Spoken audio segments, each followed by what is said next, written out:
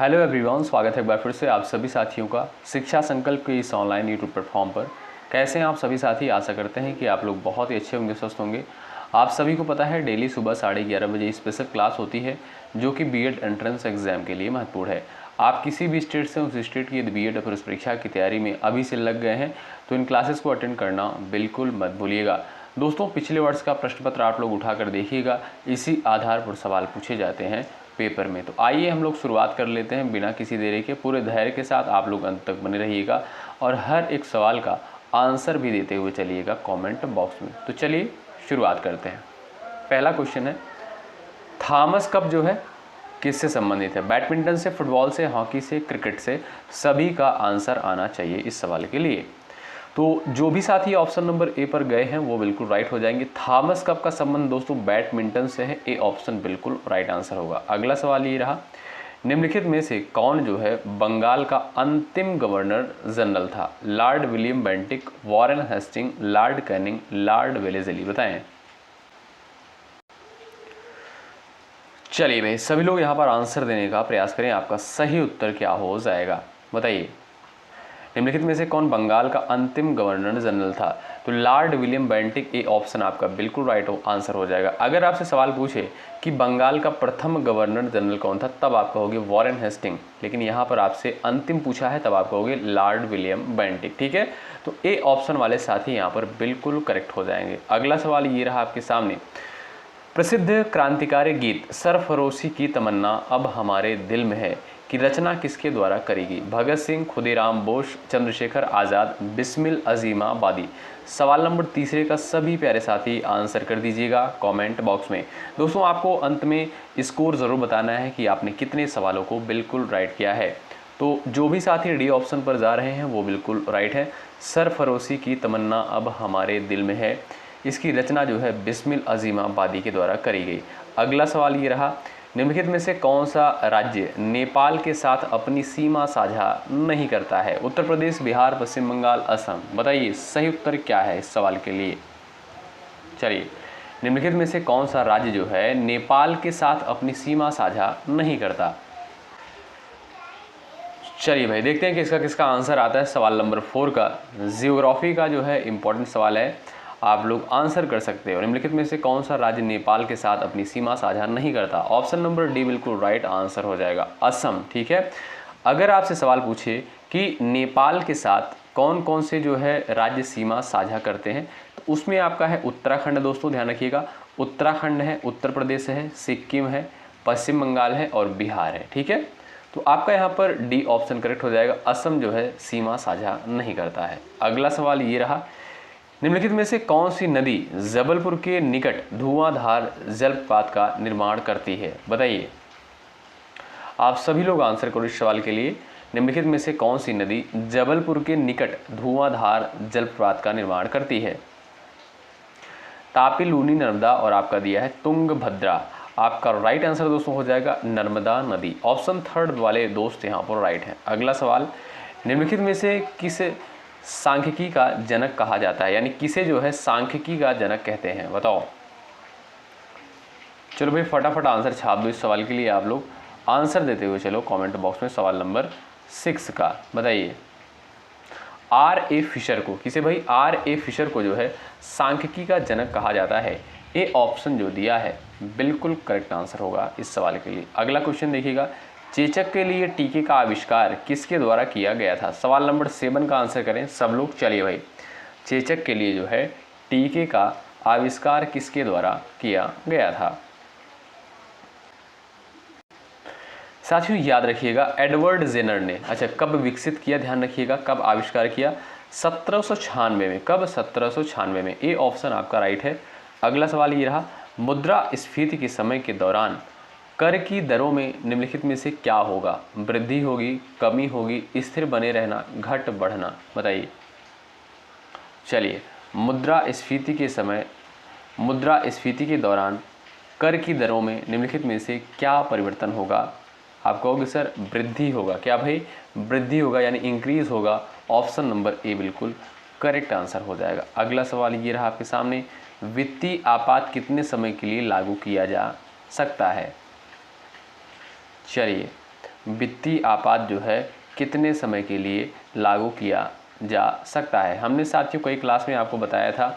आप देखोगे 352 यानी आपातकाल से संबंधित आर्टिकल कौन से आपके होते हैं, 352 होता है, 356 होता है और आपका 360 होता है। ये आपका राष्ट्रीय आपात से संबंधित होता है और 356 जो है आपका राष्ट्रपति शासन से, 360 जो होता है ये आपका वित्तीय आपात से संबंधित होता है। तो वित्तीय आपात कितने समय के लिए लागू किया जा सकता है, कोई अधिकतम अवधि नहीं है। तो ऑप्शन नंबर डी इस क्वेश्चन का बिल्कुल करेक्ट आंसर होगा। अगला सवाल देखिएगा। अच्छा, आपातकाल की अवधारणा किस देश के संविधान से दोस्तों ली गई है, ध्यान रखिएगा जर्मनी के संविधान से ग्रहण करी गई है ये व्यवस्था, ठीक है। चलिए सवाल नंबर 10 क्या कहता है, यदि सरकार द्वारा राज्य के नीति निर्देशक सिद्धांतों को लागू नहीं किया जाता है तो एक नागरिक निम्नलिखित में से किसके पास जा सकता है, उच्च न्यायालय के पास, सर्वोच्च न्यायालय, राष्ट्रीय मानवाधिकार आयोग, इनमें से कोई नहीं। बताएं आपका सही आंसर क्या हो जाएगा इस सवाल के लिए, बताओ। यदि सरकार द्वारा राज्य के नीति निर्देशक सिद्धांत को लागू नहीं किया जाता है तो एक नागरिक जो है निम्नलिखित में से किसके पास जा सकता है, तो आप लोग बताइए। साथियों अगर बात करें राज्य के नीति निर्देशक सिद्धांत की तो ये अवधारणा जो है आयरलैंड के संविधान से ली गई है, ठीक है। और किस भाग में वर्णित है, तो भाग 4 के अंतर्गत इसको रखा गया है भारतीय संविधान में, अनुच्छेद 36 से 51 के तहत, ठीक है। अच्छा, राज्य के नीति निर्देशक सिद्धांत का जो है उद्देश्य क्या है, तो लोक कल्याणकारी राज्य की स्थापना करना, ठीक है। तो आप देखोगे यहाँ पर आपका डी ऑप्शन करेक्ट हो जाएगा, इनमें से कोई नहीं। यदि सरकार द्वारा राज्य के नीति निर्देशक सिद्धांतों को लागू नहीं किया जाता है तो एक नागरिक निम्नलिखित में से किसके पास जा सकता है, तो इनमें से कोई नहीं। ऑप्शन नंबर डी करेक्ट है। अगला सवाल देखें, WHO का मुख्यालय कहाँ पर स्थित है, सभी प्यारे दोस्त आंसर करें। और सवाल जो है पूछा जाता है, ठीक है, आप लोग आंसर करो यहाँ से, बताइए। जैसे WHO हो गया, WTO हो गया, ठीक है, UNO हो गया, तो इन सभी के जो है मुख्यालय पेपर में बनते हैं, पूछे जाते हैं, ठीक है। चलिए भाई आंसर करें। WHO का दोस्तों फुल फॉर्म क्या होता है, आप सभी जानते होंगे। WHO का फुल फॉर्म होता है वर्ल्ड हेल्थ ऑर्गेनाइजेशन, ठीक है। और इसका अगर अब आपसे पूछे कि हिंदी में इसे क्या बोलते हैं, तो विश्व स्वास्थ्य संगठन, क्या, विश्व स्वास्थ्य संगठन। और इसका मुख्यालय दोस्तों जिनेवा में स्थित है। जिनेवा कहाँ पर है दोस्तों, ये आपका स्विट्जरलैंड में है। एक क्वेश्चन और ध्यान रखिएगा आप लोग, प्रत्येक वर्ष 7 अप्रैल को जो है विश्व स्वास्थ्य दिवस के रूप में मनाते हैं, ठीक। अगला सवाल, मीनाक्षी मंदिर जो है कहाँ पर स्थित है, सवाल नंबर 12 का आंसर करें सभी प्यारे दोस्त। चलिए, मीनाक्षी मंदिर जो है ये आपका कहाँ पर स्थित है, बताइए। आप देखोगे ये जो है आपका मदुरई में स्थित है। विकल्प ए जो दिया है यही आपका बिल्कुल सही उत्तर हो जाएगा दोस्त। अगला सवाल देखो भाई, अजंता एवं एलोरा की गुफाएं किस नगर में स्थित है, सवाल नंबर 13 का आंसर करें। एक बार सभी साथी सेशन को लाइक कर दें और शेयर कर दें अपने सभी दोस्तों के पास। चलिए भाई एक बार सभी लोग भाई लाइक कर दीजिएगा, शेयर कर दीजिएगा। देखिए जब आप लोग सेशन को लाइक करते हैं दोस्तों, इससे हमें भी मोटिवेशन मिलता है, आपके लिए बेहतरीन चीज़ें लाने का प्रयास करते हैं। अजंता एवं एलोरा की गुफाएं किस नगर में स्थित हैं, आपका सही उत्तर क्या हो जाएगा भाई, औरंगाबाद, ठीक है, महाराष्ट्र के औरंगाबाद में। ऑप्शन 3 जो है बिल्कुल करेक्ट आंसर हो जाएगा। अगला सवाल ये देखिए आप लोग, आलू निम्नलिखित में से किसका एक प्रमुख स्रोत है, प्रोटीन, वसा, खनिज पदार्थ, कार्बोहाइड्रेट का, बताएं। चलिए भाई, आलू निम्नलिखित में से किसका एक प्रमुख स्रोत है, प्रोटीन, वसा, खनिज पदार्थ, कार्बोहाइड्रेट। आपका सही आंसर इस सवाल के लिए क्या हो जाएगा, सभी प्यारे साथी आंसर कर दीजिएगा। तो जो भी दोस्त कार्बोहाइड्रेट पर जा रहे हैं वो बिल्कुल यहाँ पर राइट हो जाएंगे। ऑप्शन डी बिल्कुल करेक्ट। अगला सवाल, निम्नलिखित में से कौन सा अग्र मस्तिष्क का हिस्सा नहीं है, बताइए। चलिए, निम्नलिखित में से कौन सा अग्र मस्तिष्क का हिस्सा नहीं है, मेडुला, सेरेब्रम, थैलेमस, हाइपोथैलेमस, बताएं। चलिए, तो जो भी साथी यहाँ पर भाई मेडुला पर जा रहे हैं उनका आंसर बिल्कुल राइट हो जाएगा। वो भाई बिल्कुल होशियार हैं, वो बिल्कुल अच्छे से तैयारी में लग गए हैं अभी से। अंतर्राष्ट्रीय साक्षरता दिवस कब मनाया जाता है, बताइए। मोस्ट इम्पॉर्टेंट सवाल है। क्वेश्चन नंबर 16 का आंसर करिएगा आप लोग। अंतर्राष्ट्रीय साक्षरता दिवस कब मनाया जाता है? आप सभी साथी ध्यान रखिएगा, प्रत्येक वर्ष जो है 8 सितंबर को अंतर्राष्ट्रीय साक्षरता दिवस के रूप में मनाते हैं, ठीक है, इंटरनेशनल लिटरेसी डे, ठीक है। अगला सवाल ये देखिए आप लोग, हर्यक वंश का शासक अजातशत्रु किसका पुत्र था? सवाल नंबर 17 का आंसर करें आप सभी साथी। चलिए भाई, हर्यक वंश का शासक अजातशत्रु किसका पुत्र था? यहाँ पर सभी साथियों का आंसर आना चाहिए। इस सवाल के लिए आपका करेक्ट आंसर क्या हो जाएगा? आपका सही उत्तर क्या हो जाएगा भाई? बिंबिसार का, ठीक है। हर्यक वंश का शासक अजातशत्रु जो है किसका पुत्र था? बिंबिसार का। ए ऑप्शन बिल्कुल राइट है। अगला सवाल, यक्षगान किस राज्य का लोक नृत्य है? बताइए। कर्नाटक, असम, जम्मू कश्मीर, तमिलनाडु। आंसर करें। यक्षगान किस राज्य का लोक नृत्य है? आपका राइट आंसर दोस्तों हो जाएगा, आप कहोगे sir Karnataka, option number A बिल्कुल करेक्ट आंसर होगा, ठीक है। अगला सवाल ये रहा आपके सामने, आंसर करें। भांगड़ा किस राज्य का लोक नृत्य है? सवाल नंबर 19 का राइट आंसर क्या है? भांगड़ा किस राज्य का प्रसिद्ध लोक नृत्य है? पंजाब, राजस्थान, गुजरात, हरियाणा। 4 ऑप्शन आपके सामने दे दिए गए हैं, आप सभी प्यारे साथी आंसर देने का प्रयास करो। तो भांगड़ा जो है दोस्तों ये आपका पंजाब का है। ऑप्शन नंबर ए जो दिया है यही आपका बिल्कुल राइट आंसर हो जाएगा। सवाल नंबर 20 स्क्रीन पर है, कथकली किस राज्य का शास्त्रीय नृत्य है? और ये दोस्तों आपका बहुत यानी मोस्ट इम्पॉर्टेंट सवाल है, एग्जाम के पॉइंट ऑफ व्यू से ध्यान रखिएगा, मोस्ट इम्पॉर्टेंट सवाल की कैटेगरी में ये आता है। कथकली किस राज्य का शास्त्रीय नृत्य है? असम, तमिलनाडु, केरल और आपका दिया है मणिपुर। तो ऑप्शन नंबर 3 वाले साथी यहाँ पर बिल्कुल होशियार हैं, उनका आंसर बिल्कुल राइट हो जाएगा। जो भी साथी चैनल पर नए हैं भाई, सब्सक्राइब करके बेल आइकन को प्रेस कर लीजिएगा। यहाँ पर आपको बिल्कुल फ्री में पूरी तैयारी करवाई जाएगी, ठीक है। अभी आपको बहुत सारे बेहतरीन कंटेंट देने हैं, तो धीरे धीरे अभी हम लोग शुरुआत कर रहे हैं, तो आप लोग धीरे धीरे इन सारी क्लासेस को अटेंड किया करें, क्योंकि यहाँ पर जो क्वेश्चन का लेवल होता है बहुत अच्छा होता है। पिछले वर्ष का आप लोग क्वेश्चन पेपर उठाकर देखोगे, ऐसे ही सवाल जो है पेपर में पूछे जाते हैं, ठीक है। आप किसी भी स्टेट से हैं साथियों, उस स्टेट की यदि बीएड प्रवेश परीक्षा की तैयारी कर रहे हैं तो आप सभी साथी जरूर जुड़िएगा, निश्चित रूप से हेल्प मिलेगी आपको यहाँ से, ठीक है। टेलीग्राम चैनल से भी जुड़ जाइएगा, डिस्क्रिप्शन बॉक्स में लिंक दे दिया गया है। कोई डाउट होता है कॉमेंट कर सकते हैं, नहीं तो हमें जो है व्हाट्सअप भी कर सकते हैं 94 15 76 82 59 पर, ठीक है। चलिए अगला सवाल ये रहा, ओडिसी किस राज्य का शास्त्रीय नृत्य है? आपके सामने यहाँ पर जो है सवाल नंबर 21 है, ओडिसी जो है किस राज्य का शास्त्रीय नृत्य है? जैसा कि नाम से ही आपका सही उत्तर चला जाएगा उड़ीसा, ठीक है। उड़ीसा का जो है अगर बात करें दोस्तों, राजधानी क्या है? भुवनेश्वर है। अगला सवाल, स्कंदगुप्त को किस स्तंभ लेख में शक्रोपम कहा गया है? बताइए। स्कंदगुप्त को किस स्तंभ लेख में शक्रोपम कहा गया है? चलो भाई सभी साथी यहाँ पर आंसर कर दो, फटाफट आंसर कर दो भाई आप लोग।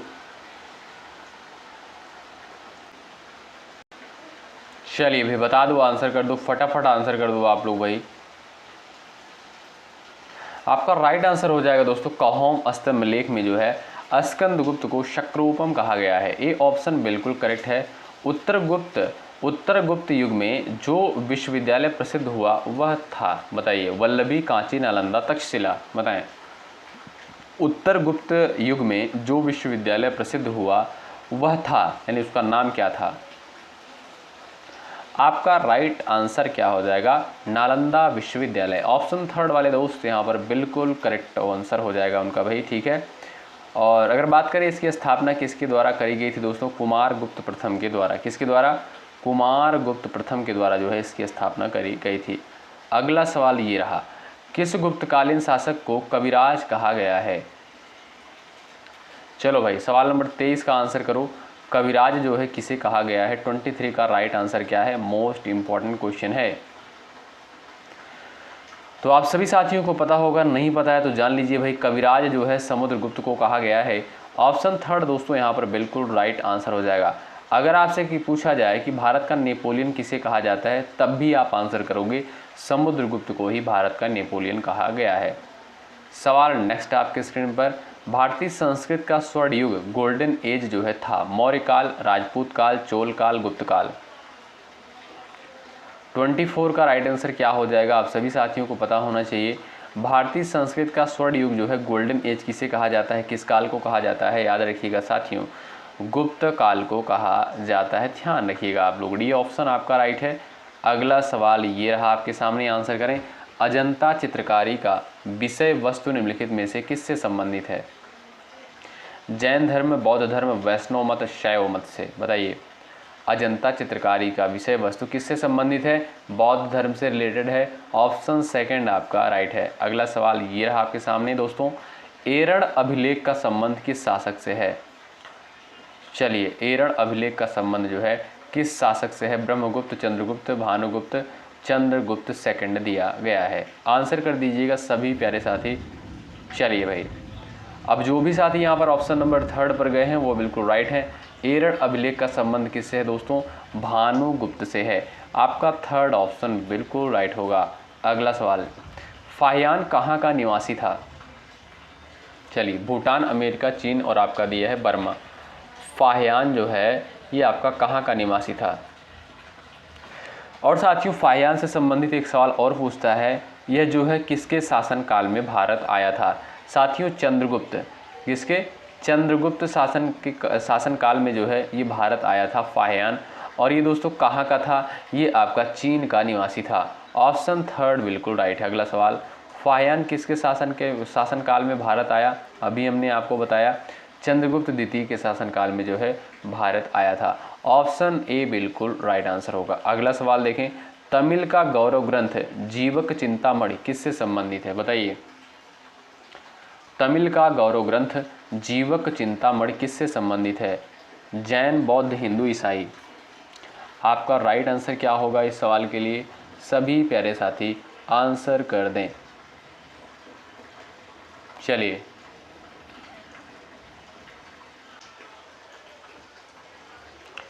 तमिल का गौरव ग्रंथ जीवक चिंतामणि किससे संबंधित है? ये दोस्तों एक प्रकार का जैन ग्रंथ है, ठीक है, जीवक चिंतामणि। ऑप्शन ए बिल्कुल करेक्ट है। अगला सवाल, संविधान सभा द्वारा अंतिम रूप से पारित संविधान में कुल कितने अनुच्छेद तथा अनुसूचियां थीं? चलिए, यानी मूल संविधान में जो है कुल कितने आर्टिकल और कुल कितनी अनुसूचियां थी? आप लोग आंसर करिएगा सभी साथी। जो भी दोस्त ऑप्शन नंबर सी पर गए हैं वो भाई बिल्कुल राइट है। याद रखिएगा साथियों, मूल संविधान में 395 आर्टिकल यानी 395 अनुच्छेद और 8 अनुसूचियां थी। अगर आपसे पूछा जाए वर्तमान समय में सर कितनी अनुसूचियां हैं, आप कहोगे सर 12 अनुसूचियां हैं, ठीक है। अगला सवाल ये रहा, वर्तमान समय में भारतीय संविधान में गणना की दृष्टि से कुल कितने अनुच्छेद और अनुसूचियां हैं? बताइए। सही आंसर क्या है इस सवाल के लिए? आंसर कर दो सब लोग। लगभग 448 आर्टिकल और 12 अनुसूचियां। ऑप्शन नंबर जो यहाँ पर डी दिया है यही आपका करेक्ट आंसर। अगला सवाल, संविधान के किस अनुच्छेद में यह अंकित है कि इंडिया अर्थात भारत जो है राज्यों का संघ होगा? अनुच्छेद 1 में, अनुच्छेद 2 में, अनुच्छेद 3 में, अनुच्छेद 4 में। बताइए आपका सही उत्तर दोस्तों क्या होगा? आंसर कर दो। तो आप देखोगे भारत एक राज्यों का संघ है, ये आपका अनुच्छेद 1 के तहत कहा गया है, आर्टिकल 1 के तहत कहा गया है। ए ऑप्शन आपका बिल्कुल सही उत्तर हो जाएगा। संविधान के अनुच्छेद 1 में भारत को क्या कहा गया है? अभी थोड़ी देर पहले हमने आपको बताया, सवाल नंबर जो 32 था, राज्यों का संघ कहा गया है। डी ऑप्शन करेक्ट है। तो भाई डी ऑप्शन वाले साथी यहाँ पर बिल्कुल राइट हो जाएंगे। अगला सवाल देखिए, भारतीय संविधान के किन अनुच्छेदों में नागरिकता संबंधी प्रावधान किया गया है? बताइए। नागरिकता का उल्लेख जो है किसमें किया गया है? अगर बात करें दोस्तों यहाँ पर भाग की, अगर आपसे पूछे किस भाग में जो है इसका उल्लेख है, तो भाग तो 2 में जो है नागरिकता, और भाग 2 के तहत जो है अनुच्छेद 5 से 11 को रखा गया है और इसके अंतर्गत जो है नागरिकता संबंधी प्रावधान किया गया है। ऑप्शन सेकंड बिल्कुल राइट हो जाएगा, ठीक है। और बात करें 36 से 51 में, आप सभी जानते हैं राज्य की नीति निर्देशक सिद्धांत का वर्णन किया गया है।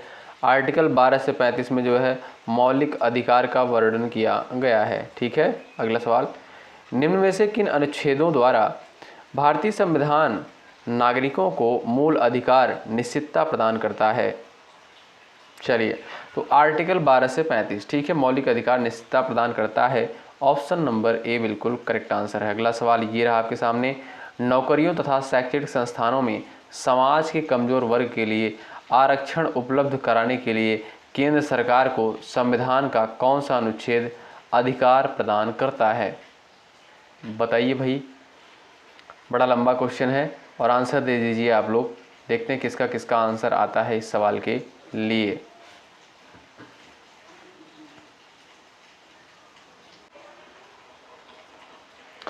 तो इस क्वेश्चन का ऑप्शन नंबर जो है बी दिया है, अनुच्छेद 16, यही आपका बिल्कुल सही उत्तर हो जाएगा। सवाल नंबर नेक्स्ट आपके स्क्रीन पर है, देखिएगा ध्यान से। भारत के संविधान का निम्न में से कौन सा अनुच्छेद अस्पृश्यता का उन्मूलन करता है तथा किसी भी रूप में इसके आचरण का निषेध करता है? चलिए, अनुच्छेद 15 है, 16 है, 17 है और आपका दिया है साथियों अनुच्छेद 18। आपका राइट आंसर इस सवाल के लिए क्या हो जाएगा? अनुच्छेद 17 हो जाएगा दोस्तों। ऑप्शन नंबर सी जो दिया है आपका बिल्कुल राइट आंसर होगा। अगला सवाल, भारतीय संविधान का कौन सा अनुच्छेद राष्ट्रपति के पद के लिए पुनः निर्वाचन की योग्यताएं निर्धारित करता है? 38 का आंसर करिएगा आप सभी साथी। राइट आंसर क्या है बताइए?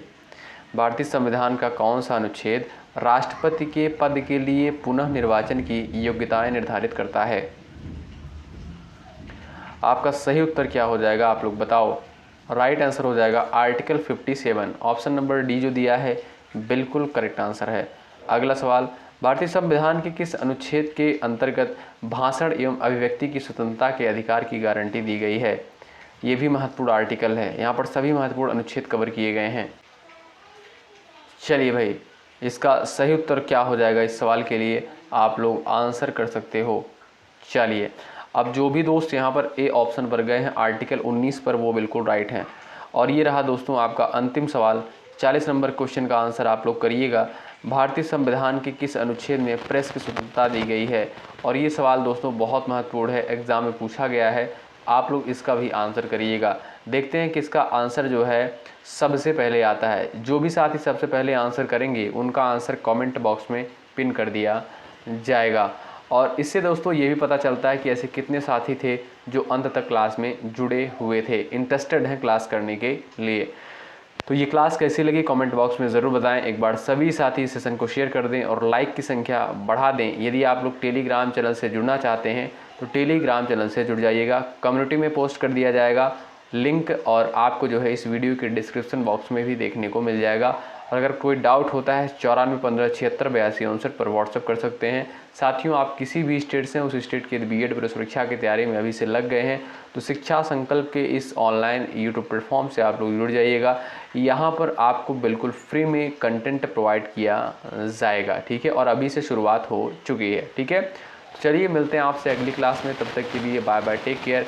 मेहनत के साथ अभी से आप लोग तैयारी में लगे रहें यदि आपको 2026 में एक अच्छे नंबरों के साथ यानी सरकारी सीट के साथ बीएड करना है, ठीक है। तो चलिए मिलते हैं नेक्स्ट क्लास में। जय हिंद, जय भारत।